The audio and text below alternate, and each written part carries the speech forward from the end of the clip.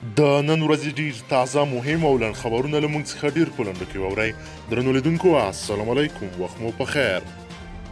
افغان مشران ولسمشر غني او پخوانی ولسمشر حامد کرزي نن په جلا توګه د ملي مصالحې د عالی شورا د مشر عبدالله کور ته ورغلي او له نوموړي سره یې اختر مبارکي کړې ده. د ننګرهار والي افغانستان د ختیځ ولایت ننګرهار والي شاه محمود میاخیل پر کورونا وایرس اخته شوی ده. میاخیل پر خپل ټویټر پاڼه لیکلې له تیرو څو ورځو ناروغۍ وروسته د کورونا پایله مثبت ختلې. اوس یې روغتیایي وضعیت د پام وړ دی. هغه له خلکو غوښتي ترڅو په کوچني اختر کې ګرځ بندیز عملي او د خلکو ترمنځ ټاکلی واټن په پام کې ونیسي. د ولسمشر فرمان ولسمشرۍ ماڼۍ له لوري د 2000 طالب زندانیانو د خوشي کېدو فرمان اعلانېدو سره جوخت نن د حکومت له زندانونو د 100 تنه طالب زندانیانو د خوشي کېدو خبر ورکړل شوی ده. امریکا پاکستان ته امریکا له کورونا وبا سره د مبارزې په موخه پاکستان سره د $6 میلیونه مرستې اعلان کړې ده. په اسلام آباد کې د امریکا سفیر پال جونز د کوچني اختر په مناسبت خپاره کړي پیغام کې پاکستان سره د یاد مرستې اعلان کړې ده. جونز ویلي دا پیسې به د کورونا وایرس د ناروغانو د درملنې په برخه کې ولګول شي.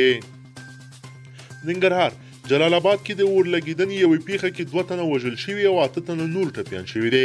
د یاد ولایت د والي ویاند الله خوږیاڼی ویلي چې دا اور لګیدنه د تیلو په یو ټانک کې رامنځته شوې ده. تر اوسه د اور لګیدنې لامل څرګند نه دی.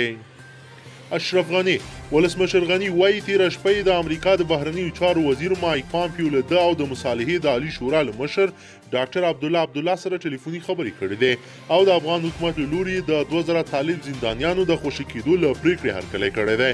ولسمشر غني دغه راز پر خپل ټویټر لیکلی. پامپیو ټینګار کړی چې امریکا به د اوربند غځېدو او بین الافغاني مذاکراتو پیلېدو لپاره فشار راوړي. طالبانو د افغان حکومت له لوري د دوی 2000 بندیانو د خوشي کولو اعلان یو غوره ګام بللی ده او زیاته کړې ده چې دوی هم د حکومتي زندانیانو خوشي کولو ته ژمن دي.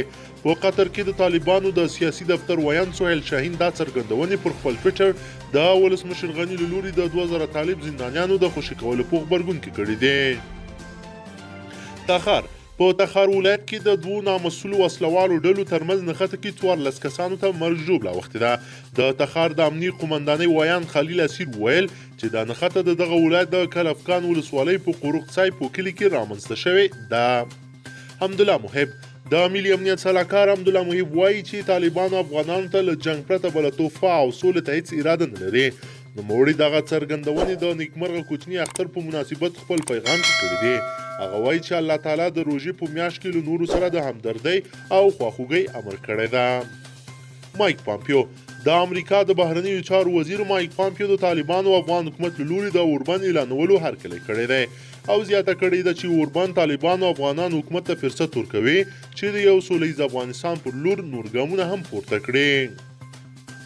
هند هم د افغان حکومت او طالبانو ترمنځ د اختر 3 ورځو کې د اعلان شوي اوربند هرکلی کړی دی او هیله یې ښودلې چې اوربند نور هم وغځېږي څو په دې جګړه ځپلي هیواد کې بشري وضعیت ته رسیدګي وشي.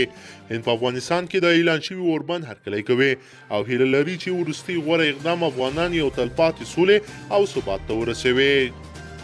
روغتیا وزارت د روغتیا وزارت وایي هیواد کې په تیرو 4 ساعتونو کې د کورونا وایرس د 591 مثبتو پیښو له ثبتېدو سره پر دې ناروغۍ د اخته کسانو شمیر 11,173 تنو ته پورته شوی ده. د خبرپاڼې له مخې په همدې موده کې په هرات ولایت کې پر کورونا ناروغۍ اخته یو کس مړ شوی هم دی چې ورسره په ټول هیواد کې د کورونا ناروغۍ له امله د مړو شویو شمیر 219 کسانو ته رسېدلی او 1971 نور بیا تر درملنې وروسته بیرته رغېدلي دي. درنو لیدونکو که ویډیو مو خوښه شوې وي نو سره ضروري لایک کړئ. که چیرې غواړئ چې ورته تازه مهمو پیښو واقعو او لنډو خبرونو څخه ځان ډېر ژر خبر کړئ زموږ چینل د سره سبسکرایب کړئ. تر بلې ویډیو مو په لوی رب سپارمه.